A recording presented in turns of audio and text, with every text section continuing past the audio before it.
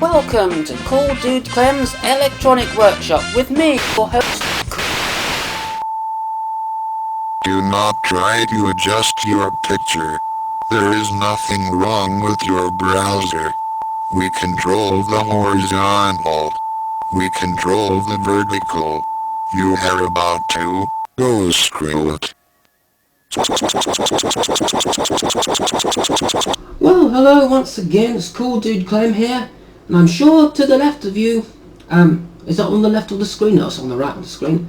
But to the left of me is an oscilloscope, which I got for Christmas.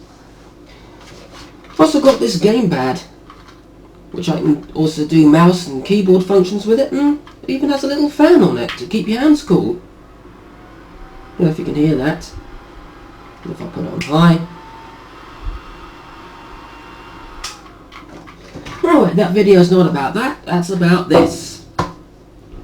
So, let's take a closer look at it. So obviously over here we have the screen. And the various controls. Got amplification for both the channels, because this is a dual channel oscilloscope. You can measure whether it's AC or DC. Put that back onto DC for now, because that's what I was using earlier. And standard things such as time base and positions of everything. However, this does have a couple of little quirks and a couple of things that need to be sorted out. So let's just turn it on. Wait for it to warm up.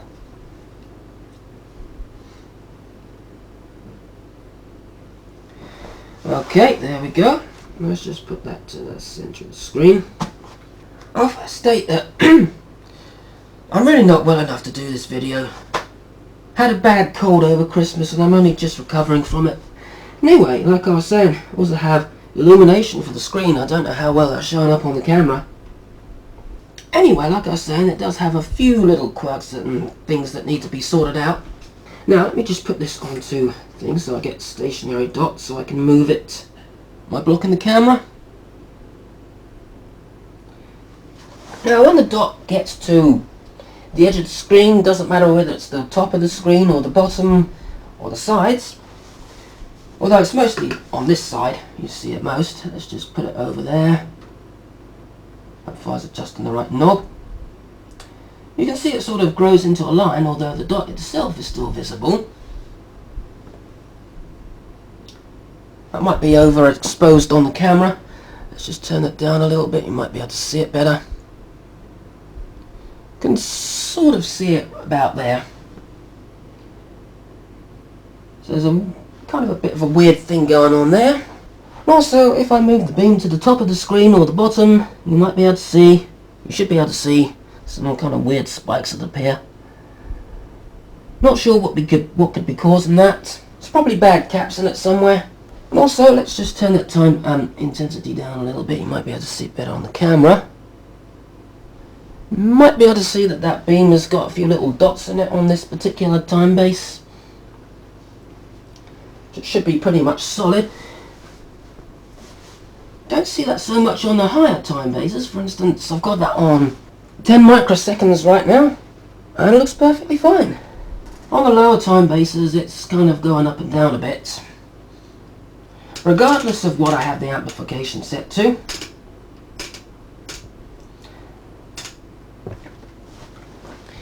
So it's going to need a little bit of work on it, but despite all that, it has been very useful so far. And I'm going to show you some things. Okay, well I have an ungrounded input connected, and for some reason it's showing up very weakly on the camera. It looks a lot stronger than that in real life. But you might be able to see on the screen there's a little bit of a thing there. And if I move it about, you can see that's a little bit, that's definitely not supposed to be like that, or at least you would if the camera would focus. Let's just go into a smaller time base. You can pretty much see it there.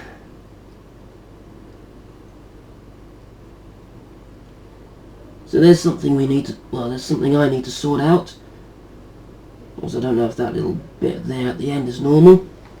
Well, here we are measuring the output of an SG3525 chip. Now, Alex1M6, you did tell me that, in a personal message, that these chips only can give out about 5.5 volts.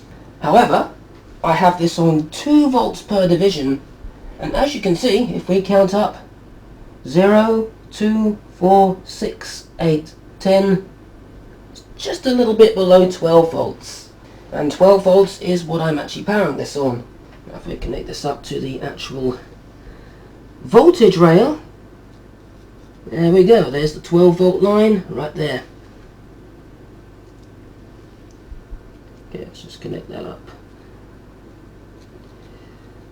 One thing I'm going to have to get is some proper oscilloscope probes, because that's obviously not the way you do it. Could also adjust the time base to see that a little bit more clearly. You can see that the chip's output has a little bit of ring on it, right on the positive peak. And also there's some weird ghosting on the screen. Again, which I'm going to fix at a later date. Okay, made a little gate drive transformer. Let's just move this all into the shot. Oh, man, that sounds terrible. Felt my side doing that. Ignore this, that's got nothing to do with the thing. That's a little TL494 circuit. But anyway, let's turn the power on and see what the output from the gate drive transformer looks like. I'm going to connect this between pins whatever and pin 3, which is how you're supposed to connect it. There we go, we have a waveform. Let's just try to stabilize that.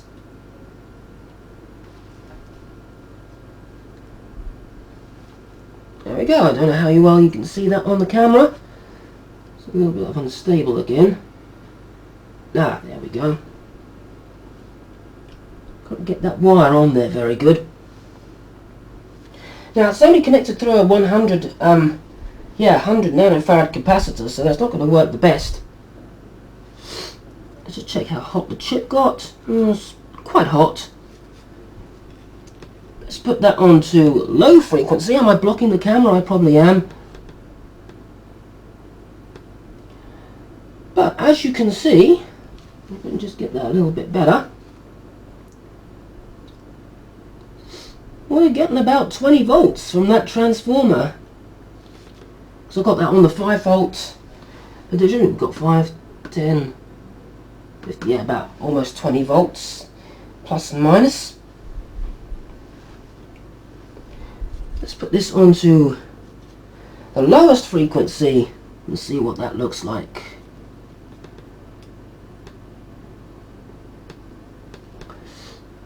And there it is. So that gate drive transformer is going to need a little bit of work. Now I'm going to show that this boombox is AC bias. So I'm going to turn the screen around so I know if I'm blocking it or not. Now I have a tape head connected to the oscilloscope's input. This transformer is just holding the wires in place so they don't come out. Now I've got this into record mode. I'm going to put the tape head up close to the tape head on the boombox. And as you can see, get a nice clean sine wave. Now if that was DC bias, that definitely wouldn't happen. So try that with the reel-to-reel. I'm going to put the reel-to-reel on record standby. There's the reel-to-reel.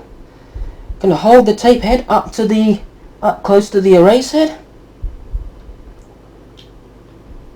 And there on the scope. If I could get my tremendous bulk out the way, you can see the AC array signal coming in good and good. And again, get my tremendous bulk out of the way. It's a perfect sine wave, although it kind of looks like a triangle on the camera. Let's just increase that a little bit so see it better. There we go.